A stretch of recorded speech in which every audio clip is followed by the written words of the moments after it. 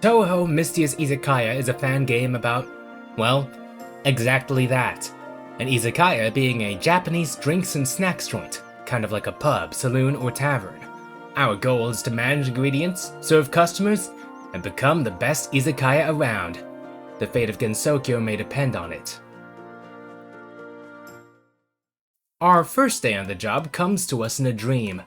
This ghost lady subjects us to absolute horror. A tutorial. If you've played a game like Diner Dash, before it became like 99% of mobile games these fucking days, you should be familiar with this style of restaurant game. Once a customer is given their order, go to the kitchen, make the dish, and deliver it and their drink before patience runs out. Different dishes need different ingredients and cookware. Tutorial finished, Ghost Lady pays in the form of kinetic energy, applied directly to our restaurant. Then she leaves to presumably give the rest of Gensokyo the same treatment. I know I can fuck up pretty fast, but just after the tutorial is a new PB. Is there some way to prevent this thing from happening? This horned lady in green says through her and someone else's powers, yes we can. Thank the gods. Though the implication we're in some kind of time loop isn't giving me high hopes. Anyway, Mystia wakes up with a ginkgo leaf in her hand and dismisses the ending of the last cycle as a dream. After a self-introduction where she admits to being one of Gensokyo's weakest combatants, and also extols the virtues of grilling lamprey eel, Mystia leaves her house to discover her friend, Kyoko Kasudani, getting threatened by Chen. We can't have that. Plus, Mystia actually has a business, so we might actually be able to pay Chen back.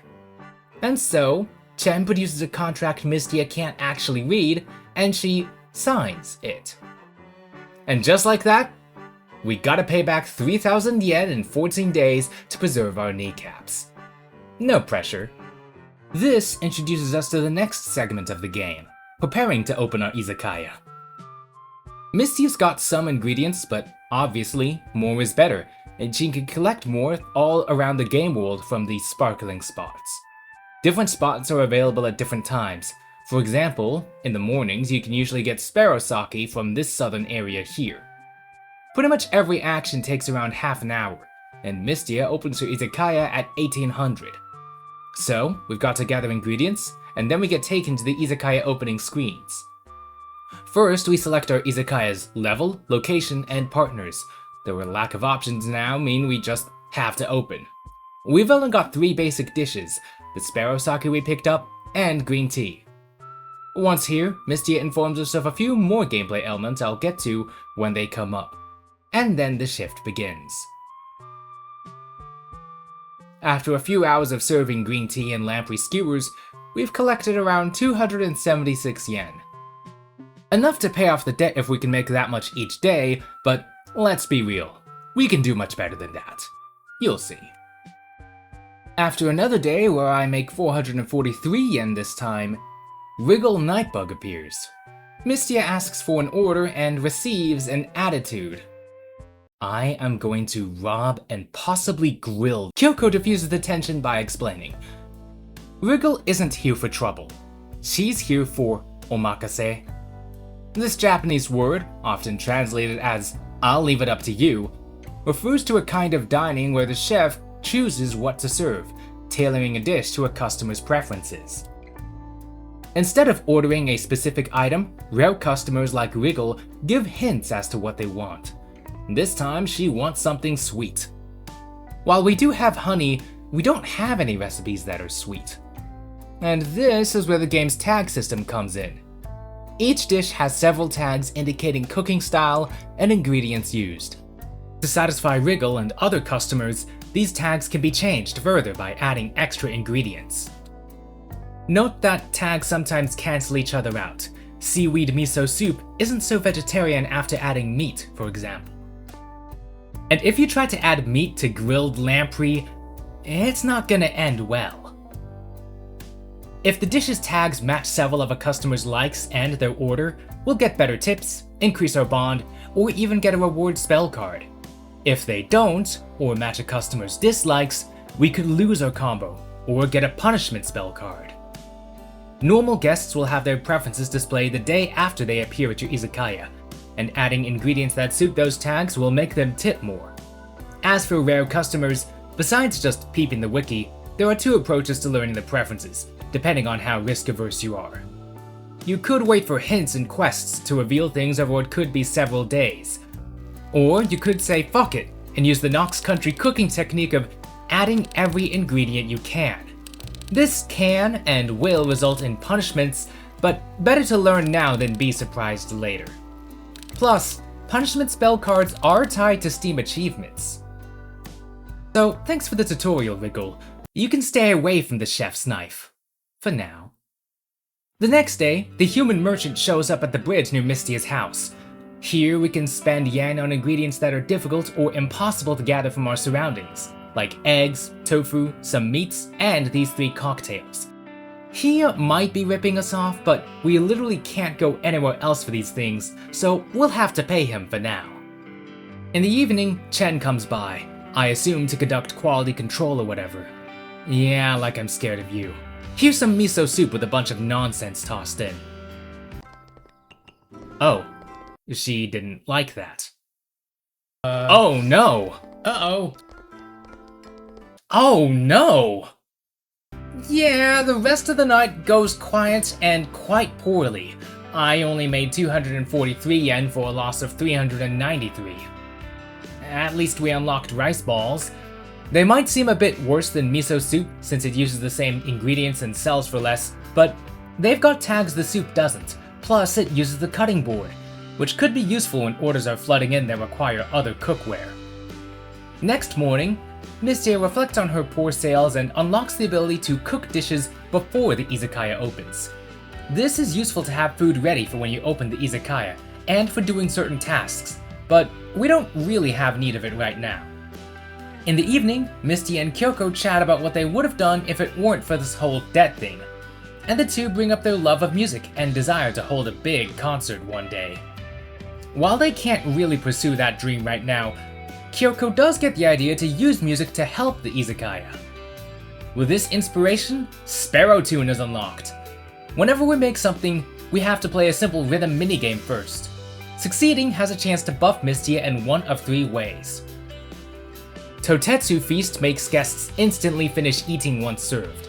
Patience Freeze is exactly what it sounds like, and Toss Serving lets Mystia throw any drink or dish onto a guest's table from anywhere in the izakaya without spilling a drop. And with perfect accuracy too. Would it be possible to bring her onto the Magnum? Our clones could use a few pointers on grenade throwing. Anyway, when all 3 abilities are active at once, Mystia enters Hyper Mode, combining the 3 effects and stopping the Sparrow Song minigame until it expires. In between this, getting Wriggle's reward spell card, and adding the right ingredients to everyone's dishes, I easily make 775 yen this evening. Very nice. In the morning, Mystia finds a newspaper delivered to her, one written in yokai glyphs, so she can read it no problem. And this introduces us to the newspaper tab of her journal, essentially a way of signposting quests and trends that we can take advantage of. For example, it looks like dishes with seafood in them will be rather popular for the next few days.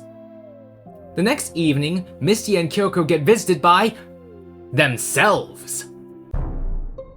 Don't worry, they're just here from another world to advertise the manga they're in, The Sparrow's Midnight Dining. If the art style seems familiar, it might interest you to know that the mangaka is Neko Tofu, creator of Onimai. And for those who don't know that one, it's a manga about a shut-in getting turned into a little girl by his sister's strange drugs.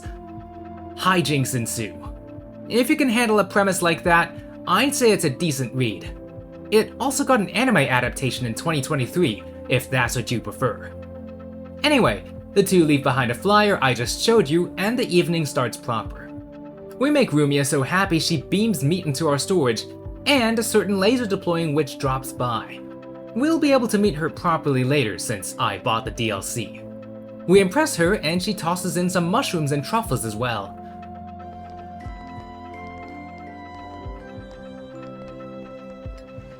We also make things up to Chen for the poor service last time, and she rewards us with special seafood added straight to our fridge.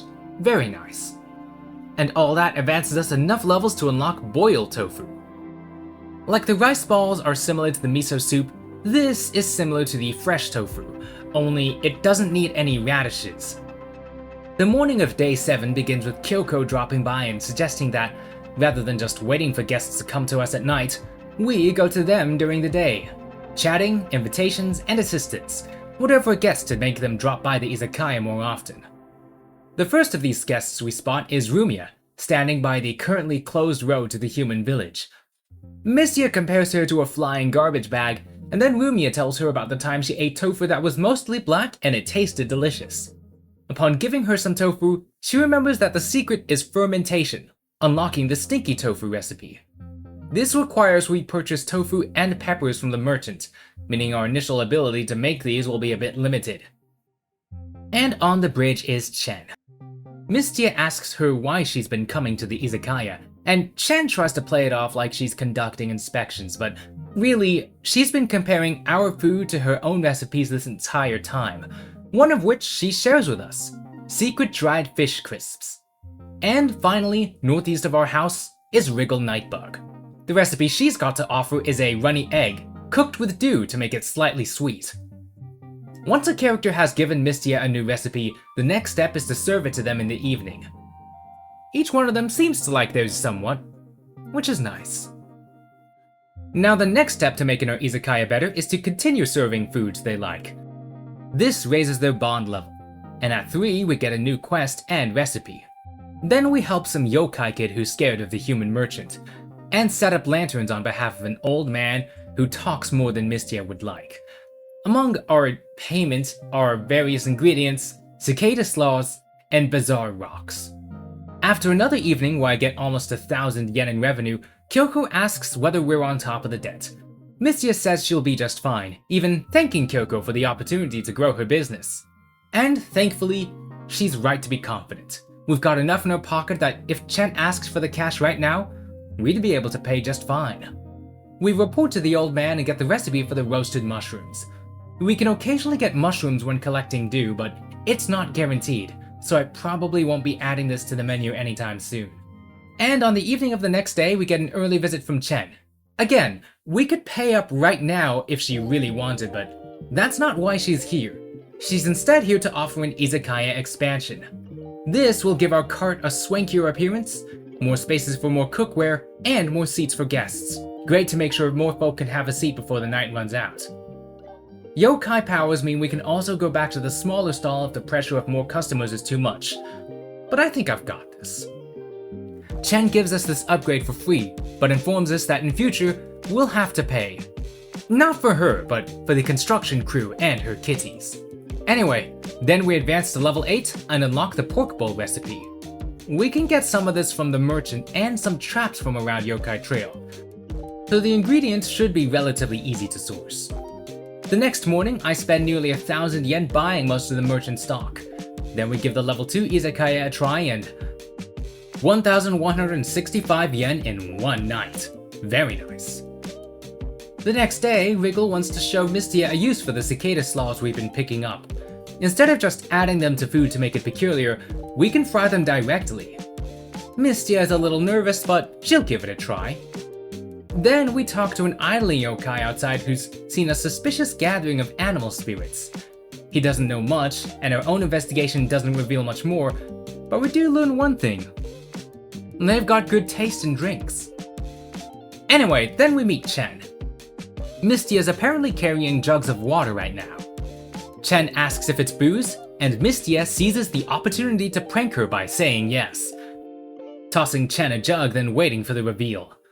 The Bakeneko takes a big swig and is instantly sloshed, seemingly victim to her own illusions. As Chen drunkenly orders around a retinue only she can see, she asks for pork, trout, and then pork and trout, giving us the recipe for the pork and trout kebab. And finally, Rumia. After Mystia insults her intellect yet again, Rumia reminds her that she doesn't grill lamprey, she also pan-fries it. See whose head is empty now? Anyway, then we rake in 1,722 yen of profits. The next morning, we get a warning that the deadline to pay up is in 2 days. I'm sure we'll be just fine. Also, a computer terminal has appeared in front of Mystia's house. Mystia's Izakaya is not the first Touhou fan game by a long shot, and it's had several collabs with other fan works. We already had the Neko Tofu crossover almost 2 weeks ago, and this terminal lets you toggle 5 other collabs.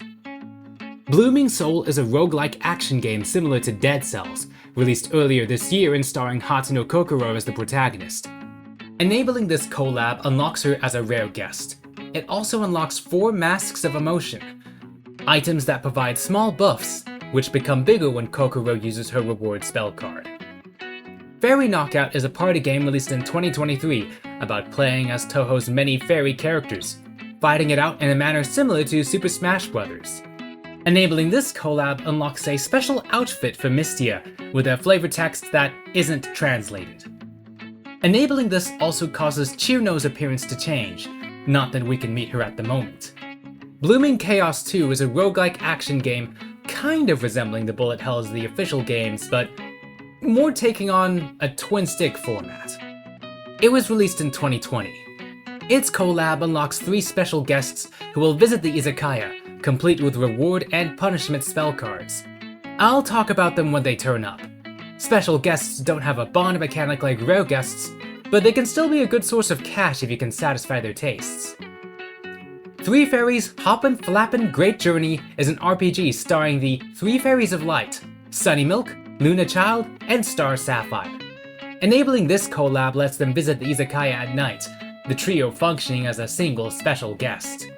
You can also find the trio over here, selling recipes for 2 desserts and some giant popsicles as drinks. Finally, MC Gensokyo is a Minecraft server based on the setting of Touhou Project. I admit I don't know if the server is still going, but the collab will unlock special character Meng Chengguo as a special guest for the Izakaya. While she doesn't seem to have spell cards of her own, she does sell the recipes for 2 expensive dishes and iceberg Kedama lemonade. Anyway, after changing into the new outfit, I go talk to this yokai lady. Apparently, the variety of good food in Gensokyo means yokai mostly don't eat human flesh like they did in the bad old days. But there are still some holdouts, and the lady thinks Mystia's cooking can win them over. At her request, we give 3 dishes with meat. I chose pork bowls, and are rewarded with very subtle foreshadowing. Now that we're at level 3 with Rumia, Chen, and Wriggle, we can also now ask each of them to provide some ingredients, often getting stuff we can't find at the yokai trail. Whether we can use it is another matter entirely. In the evening, one of the rare guests who turns up is Rin Satsuki from the Blooming Chaos 2 collab. And her reward spell card gives a chance for guests to order more food than normal through a special treatment. I won't ask questions as to how, but I will question the spell card's usefulness. I mean, look at the line that formed. And they're all gone because the time is up. Anyway, we still made over 1,000 yen in profit tonight, so it's all good. Next morning, our culinary escapades have seemingly inspired Wriggle to get into the food business. She's been using her insect friends to perform deliveries.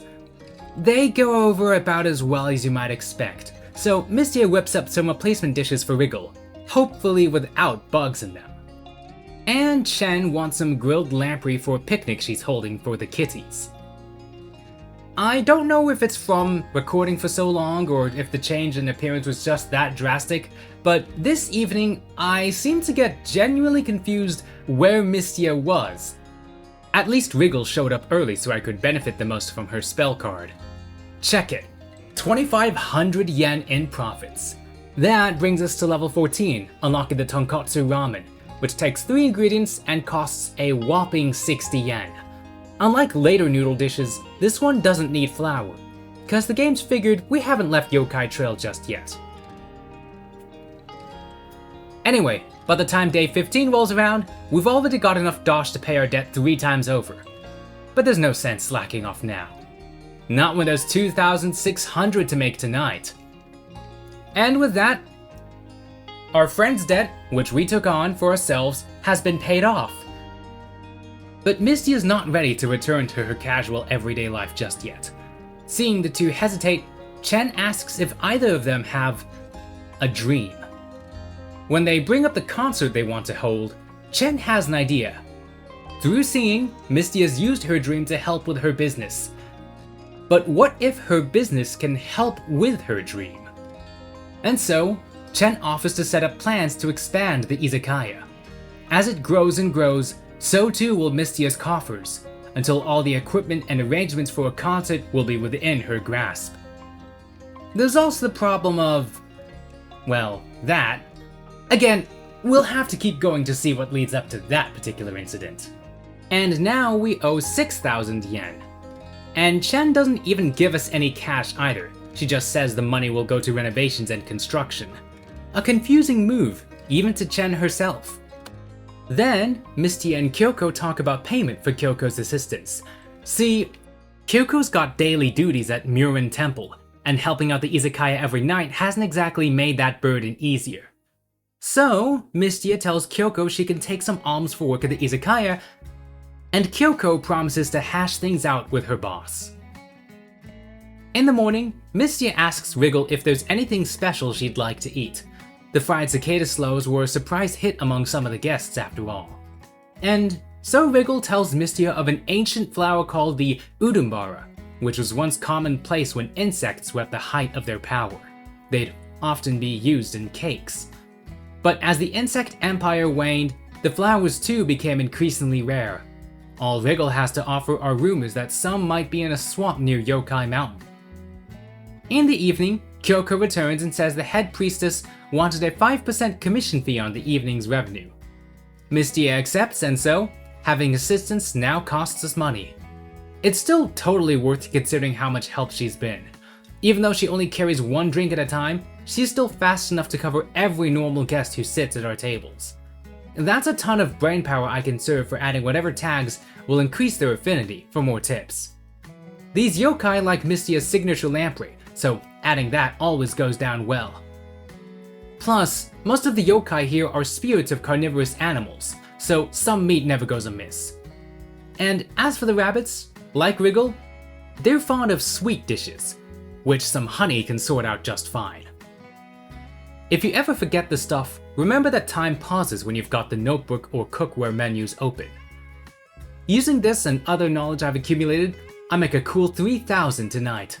If we keep going at this rate, we should be able to knock out the debt easy as cake. But hanging around the yokai trail isn't good enough for Mystia anymore.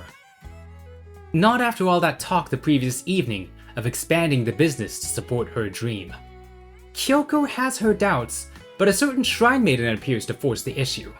Reimu Hakure, who is none too happy about her recently increasing economic power and its potential changes to the status quo. This is just the push Mystia needs to move to the human village, something Reimu accepts as long as she gets permission from the village's half-werebeast guardian. But I'm sure if we stick around the yokai trail for now, nothing bad is going to happen to us. Aw, shit.